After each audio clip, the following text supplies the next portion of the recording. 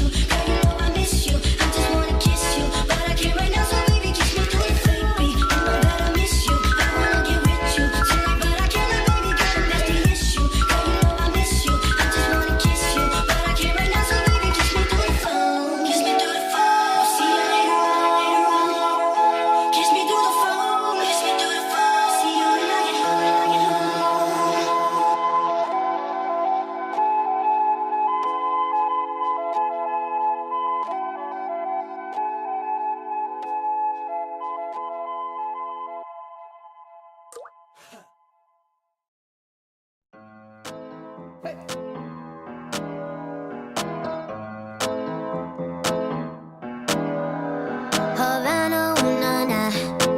Half of my heart is in Havana, ooh, na, na. He took me back to East Atlanta, na, na, na. All of my heart is in Havana. There's something about his manners. Havana, ooh, na, na. He didn't walk up with that, how you doing? When he came in, he said there's a lot of girls I can do it, but I can't wait. I'll do it forever in a minute. That's on my night. And Papa says he got Milo in him. He got me feeling like ooh. I knew it when I met him. I loved him when I left him. Got me feeling like ooh.